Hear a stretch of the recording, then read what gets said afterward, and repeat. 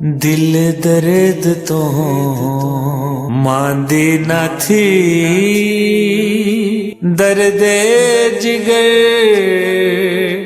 में हो दर्द, असलो न डर जुल्मो कहर में हो दर्द, दिल दर्द तो मांदी न थी, हिम्मत करी ऐ दिल बऊ जुल्मी सफर में हो दर्द, दिल दर्द तो मांदी न थी। अस्सलाम वालेकुम, मैं हूं मोहम्मद सलीम गादी और आप देख रहे हैं अपना बकर।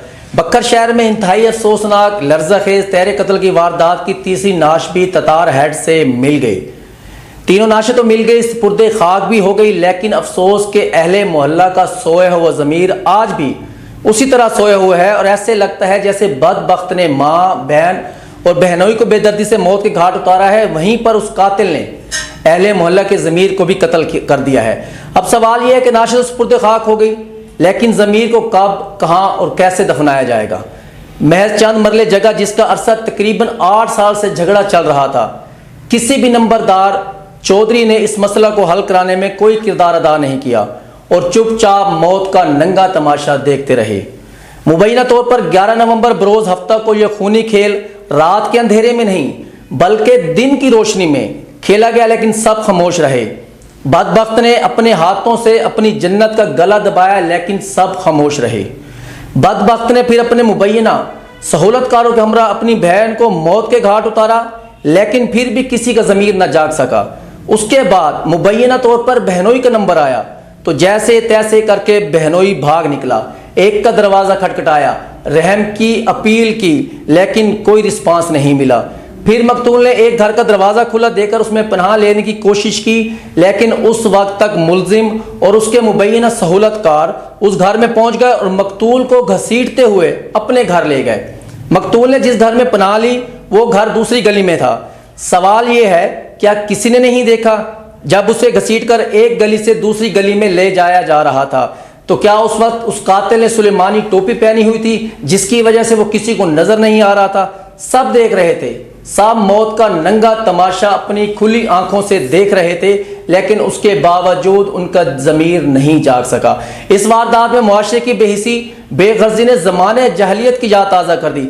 सुना था क़यामत के रोज़ बेटा माँ का होगा, ना ही भाई बहन का होगा, लेकिन मुल्जिम के घिनौने फेल ने इसी दुनिया में दिखा दिया। इस वारदात का हर पहलू तकलीफ, कर्ब से भरा पड़ा है। खूनी रिश्ते इतनी बड़ी वारदात देखने के बावजूद ना पिघल सके।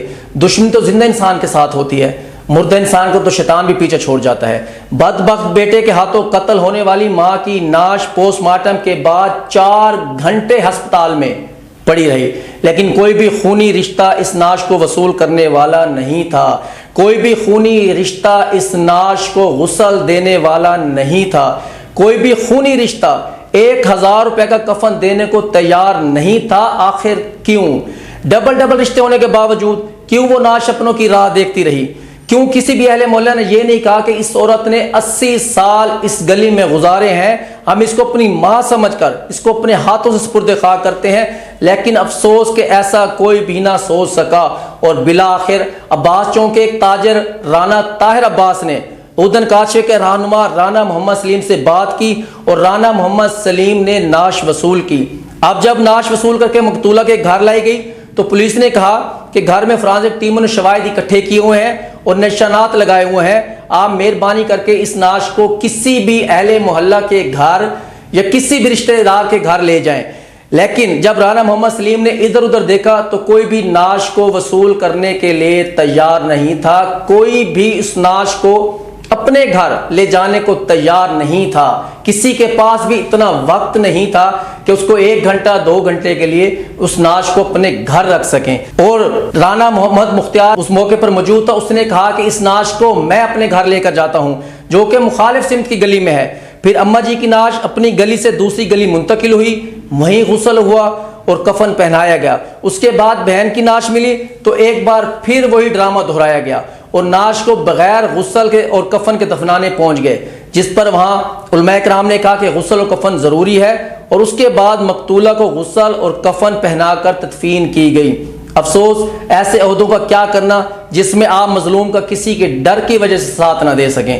اس گلی میں پولیس، قانون دان، ایک اعلیٰ افسر کا ڈرائیور مکین ہے، لیکن نعشوں کے ساتھ مذاق ہوتا رہا، آخر کیوں؟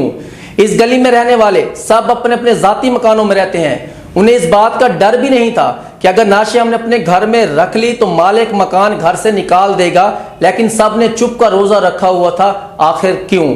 کوئی لاوارث لاش ملتی ہے تو میونسپل کمیٹی والے اسے غسل دیتے ہیں، کفن پہناتے ہیں، مسجد میں اعلان کرا کے جنازہ پڑھاتے ہیں اور امانتاً سپرد خاک کر دیتے ہیں، لیکن افسوس ہم تو یہ بھی نہ کر سکے، آخر کیوں؟ ہر شخص کو پتہ تھا ہفتے کے روز کیا ہوا، لیکن کوئی بھی زبان پر لانے کو تیار نہیں تھا، آخر کیوں؟ پولیس 7 گھنٹے اپنا سر کھپاتی رہی، لیکن کوئی بھی شخص ان سے سیدھی بات کرنے والا نہیں تھا، آخر کیوں؟ لیکن پھر بھی پولیس اصل حقائق تک پہنچی گئی اور ملزم اور اس کے مبینہ سہولت کاروں کو اپنی حراست میں لے لیا۔ گجرانوالے کا رہائشی مقتول اپنے ماں باپ، بہن بھائیوں کو چھوڑ کر اس بے حس معاشرے میں رہنے آیا تھا، اور آج اس کے بھائی بکر کے باسیوں کا دیا و دکھ اپنی آنکھوں میں سمیٹ کر اپنے بھائی کی نعش گجرانوالا لے گئے، اور اس وجہ سے لے گئے کہ جو لوگ اپنوں کے نہ بن سکے وہ ہمارے بھائی کے کیا بنیں گے؟ جو اپنوں کو کفن نہیں دے سکے کیا وہ ان کی قبروں پر فاتحہ پڑھنے جائیں گے؟ جو اپنوں کو غسل نہیں دے سکے کیا وہ ہماری بھائی کی قبر پانی چھڑکنے جائیں گے؟ ناظرین، ظلم کا ساتھ دینے والے بھی اتنے ہی ظالم ہوتے ہیں جتنا ظلم کرنے والا۔ ملزم اکرم کا خاندان تو ختم ہو گیا، باپ پہلے ہی دنیا سے رخصت ہو چکا ہے، باقی رہی والدہ اور بہن تو اس ظالم نے خود اپنے ہاتھوں سے ان کو ختم کر دیا۔ اب رہ گئے بہنوئی کے ورثاء، کیا انصاف کے تقاضے پورے ہوں گے؟ کیا ورثاء کو انصاف ملے گا؟ اس کا انتظار رہے گا۔ ناظرین، زمین جائیدادیں سب یہیں رہ جائیں گی، لیکن اگر یاد رہے گا، اگر ساتھ رہے گا تو صرف اپنوں کا رویہ، اور اگر اپنے بھی بے حس خود غرض بن جائیں تو زندگی گزر تو جاتی ہے، لیکن اس کا قیامت کے روز حساب دینا پڑے گا۔ مجھے دیجیے اجازت، اللہ حافظ۔